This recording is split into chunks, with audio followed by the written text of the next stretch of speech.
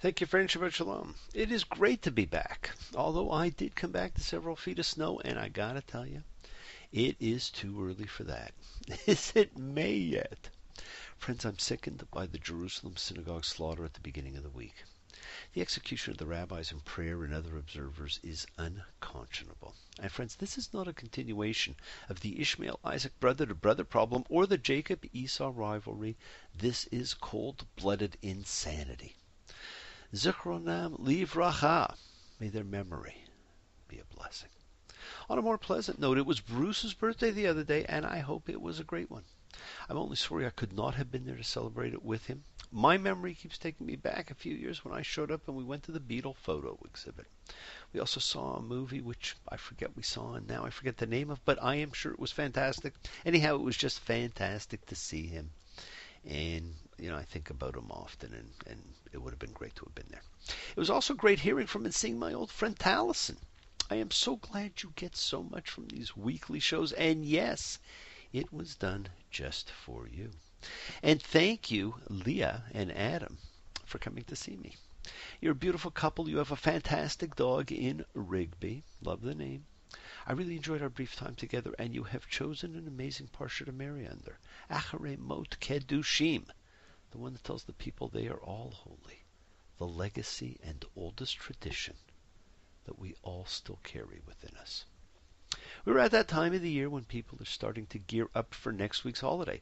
Last year's Thanksgiving, the American Sukkot, a time for gratitude, and even in this world of evil and horror, we have so much to be grateful for. Friends, how sad we have to have more of this senseless violence. Let us all focus on the things we can be grateful for instead. And for those who are unaware, and we will talk about it more next week, the founding fathers of the United States did have Sukkot in mind when Thanksgiving was established.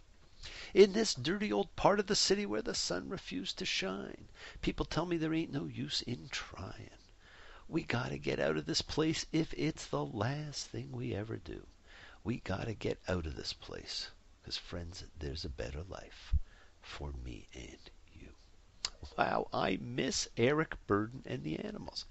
And there is a better life for me and for you. It is waiting for you, my friends. It was also a real pleasure to hear from Steve and Florence. Thank you so much for your kind words.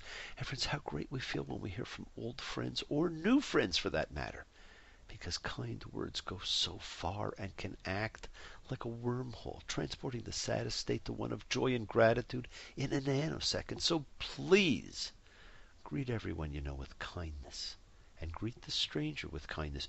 You were once an alien. This week we continue to read about a family history oft mistranslated as generations, and we talked about the use of genealogies as a break between Torah sections. Friends, we are encountering the second of the toldot, the records. Isaac is different from his father and his son, and a great series of events distinguishes him from everyone else. He never leaves home or Canaan. He never fights. He has only one wife. His name stays the same. He wanders off and meditates. He lives the longest, to 180 years old actually. And he was chosen for a sacred role. He was laid on an altar as a sacrifice. Imagine the effect that would have, and the effect it would have on his relationship with his father from that point on. He was a pacifist. He struck me as being very Buddha-like in many ways. Born a poor young country boy, Mother Nature's son, all day long, sitting, singing songs for everyone. Okay, maybe he wasn't born so poor. He was married for the first and only time at age 40, a sacred age in Judaism, my friends, a mystical age, a biblical formula age. And you may have already started to think the math through. He married at 40, he has his twins at 60. He dies at 180 after blessing Jacob instead of Esau, which puts the twins at 120 years old before their stories even begin. So the timing's not quite right, but like we said before, for all you biblical fact finders and checkers, do not get lost in the irreconcilable conundrum of minutia. We are told Rebekah was infertile like Sarai, and Isaac intervened and prayed to Yahweh, and she became pregnant. And friends, God spoke to her before he ever spoke to Isaac. And God told her the younger would dominate and be served by the older. At least that is how we have interpreted what was said. Genesis 25:23 says, "The older the younger will serve." So, maybe instead of manipulating the situation, some believe Rebecca is simply fulfilling God's will. This means the decision as to who's the number one son is still God's. But friends, this understanding is based on a misunderstanding of the subtle, ambiguous biblical wording. It's fantastic, you see. The text does not, in fact, say that the elder son will serve the younger son.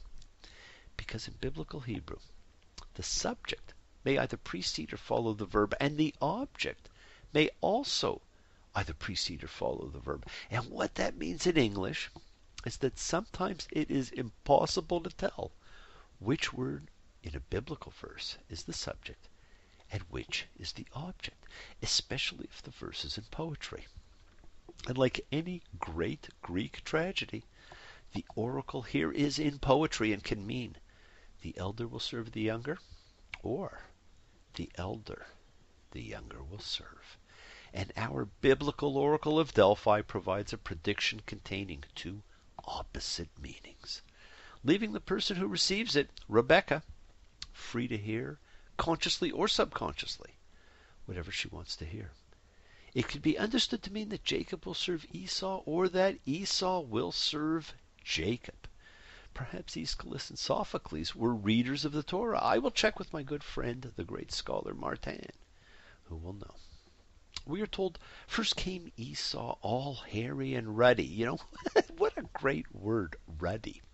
And then holding his heel came Jacob, from the Hebrew, Yaakov, Jacob, Akeb, heel. Esau was a hunter and a man of the fields, and Jacob, a peaceful peacenik who lived in tents. And while the Torah takes a neutral view, neither offering praise nor negativity, our sages and commentators have tried desperately to denigrate Esau, but as you will see, to no avail. He became a victim of illusions of truth. It was Jacob whose behavior was despicable, for in the matter of the birthright and the blessing, Jacob's behavior is an embarrassment. And we will witness as he will create a series of karmic debts that he must pay. You know that what you eat you are, but what is sweet now turns so sour. What is amazing, friends, is that children in particular express surprise at what this patriarch does to his brother and to his father. Thank God they have simple innocence and a great sense of right and wrong. Now never forget, one of the great qualities of the Tanakh is that none of its heroes is perfect. Not only are people not perfect, but also acts of deception can fester in a family, and they have consequences. Jacob will suffer some corresponding recompense for every deception he commits. Friends, although we were introduced to the hint of sibling rivalry and its destructive energy with Cain and Abel, and with Ishmael and Isaac, this is it, coming home to roost and inculcating itself into our genetic makeup. Genesis 25:28, Isaac loved Esau, and Rebekah loved Jacob. A recipe for disaster.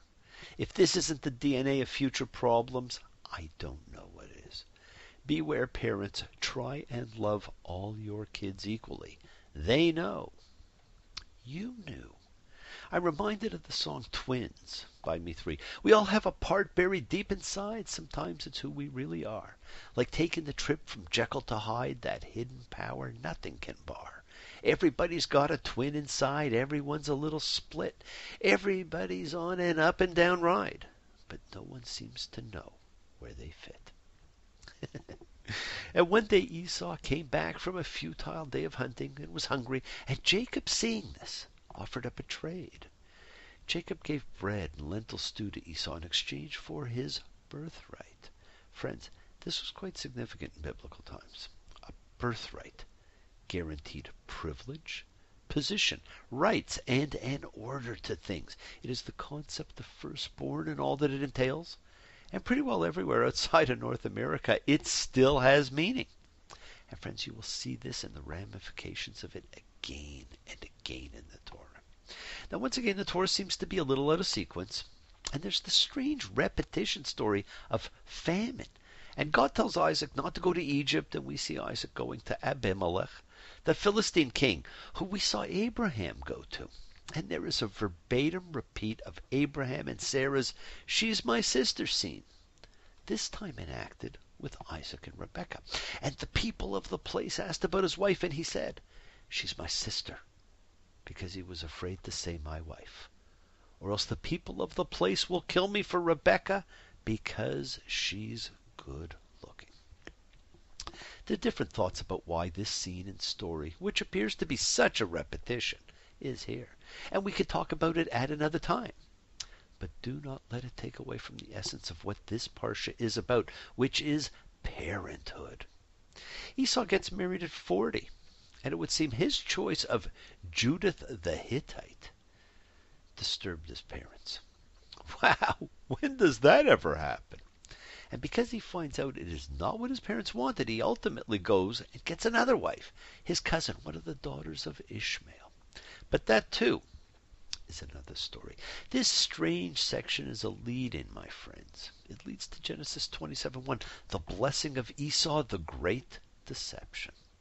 Isaac has dimming vision. He's going blind. He's getting old. He tells Esau to bring him game to eat before he blesses him. And Rebekah overhears. Rebekah said to Jacob, her son, saying, "Here, I've heard your father speaking to Esau, your brother, saying, 'Bring me game and make me delicacies so I may eat, and I'll bless you.'" We all know the story, and we question whether Jacob's deception goes back to when Esau sold his birthright, or whether it was just in the treatment of his father. We justify. Esau was evil. He married a Hittite. His birthright meant nothing to him. The illusions of truth we have all heard. But we don't take justifications from others as an excuse. And we should not give them either. Nowhere will you find evidence of a negative, hateful character. You will actually only see the opposite in the weeks to come. So his mother says to him in Genesis 27:8, "Listen to my voice, to what I'm commanding you.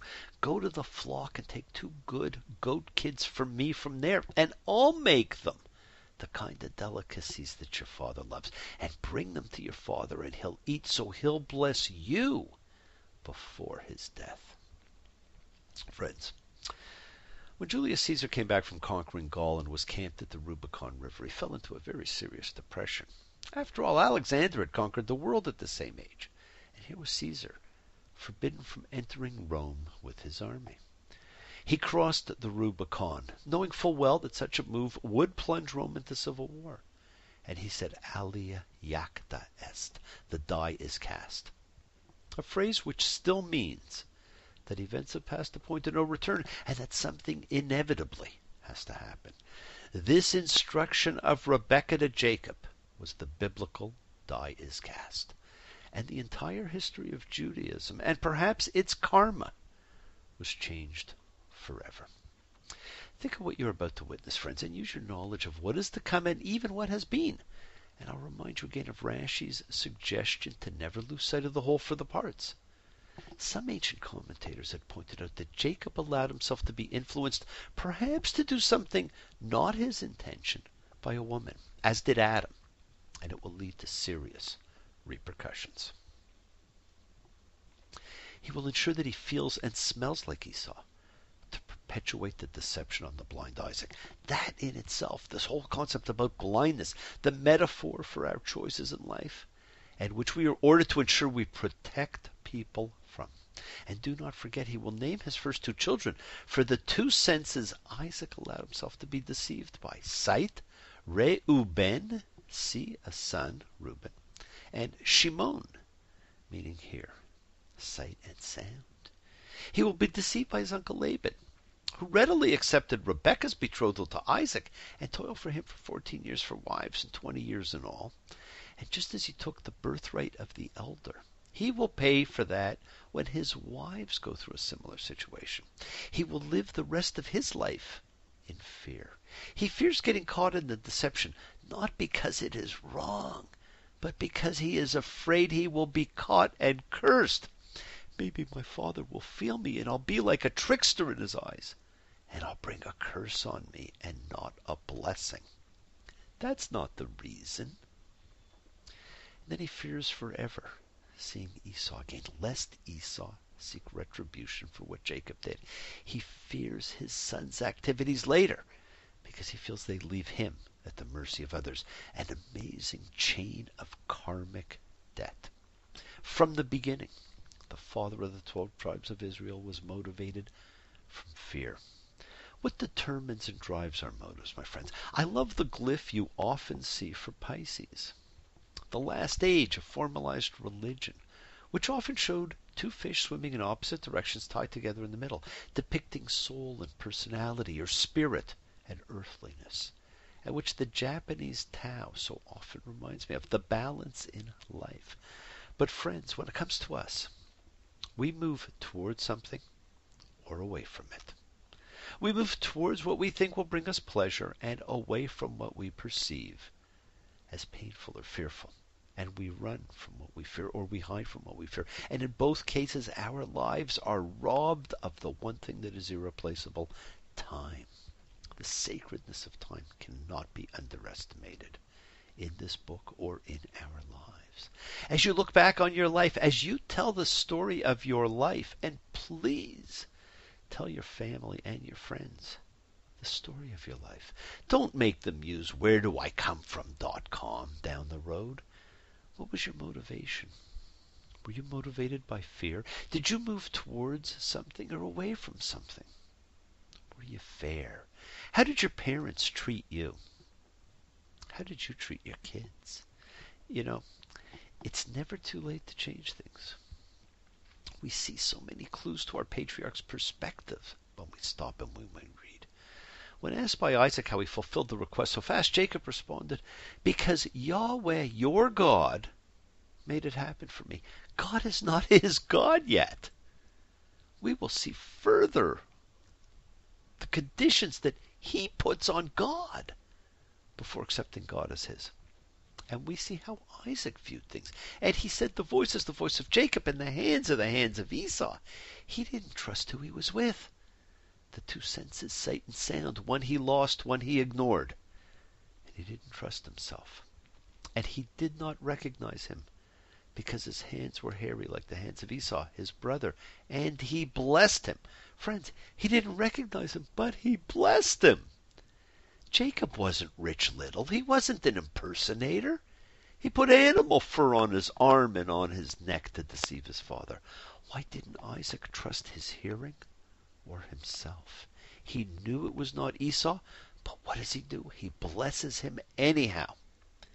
And it was as Isaac finished blessing Jacob, and it was Jacob had just gone out from the presence of Isaac his father, and Esau his brother came from his hunting. How cool is that? If it were a film you were watching, you would be riveted to your seat in anticipation of what would happen. What if time, my friends? What if you knew nothing about what was going to happen? You began this book at the beginning and you are now here. There is no wrestling with an angel, no 12 tribes, no love for Rachel. Only a story of brothers, each favored by a parent, one deceiving the other and deceiving the parent who favors that one. Would you be hoping the deceiver would be caught and that fairness and karma reign supreme? And Isaac trembled, a very big trembling. I ate some of it all before you came, and I blessed him. He will in fact be blessed. Friends, the sensitivity and hurt is overwhelming. We do not realize it yet, but this is the setup for the lesson in the importance of forgiveness, one of our greatest gifts, yet one of the hardest to encompass. And even though Esau asks to be blessed too, there is only one blessing. There's only one Holy Grail. Your brother came with deception and he took your blessing. Esau then says, he's usurped me 2 times now. He's taken my birthright. And here now, he's taken my blessing. And Esau despised Jacob because of the blessing with which his father blessed him. And Esau said in his heart, The days of mourning for my father will be soon, and then I'll kill Jacob, my brother. We judge. We project our view of the world on those around us, and that is how we see the events unfold. Our sages and commentators have tried so hard to demonize Esau because we see the unfairness in how he was treated. Still, we sit there and we wonder, would the deceiver be caught? Would there be just enough time for one to leave and the other to enter? Would the deceiver be the apparent victor, thus setting up the sequel? Join me next week as we see. Well, this isn't a film or a serial, but the choice you make is the rhythm of your life. And to paraphrase the modern bard, please tell me it's a sin to know and feel too much within. I still believe he was my twin. He was born in spring, but I was born too late. Blame it on a simple twist of fate. Thank you, friends, for joining me. Let us pray for peace, for healing, for kindness. Let us exhibit these same things to all around us. Be well, be happy, be blessed, and get ready for Turkey. And get ready for something else. Saturday night happens to be Rosh Hodesh Kislev, the beginning of the new Hebrew month. A wonderful Kislev to all. And here is the sound of the shofar to announce it. Not the silver ones fashioned just for that, but a shofar nonetheless. Love you all. Shabbat Shalom. Have a fantastic week.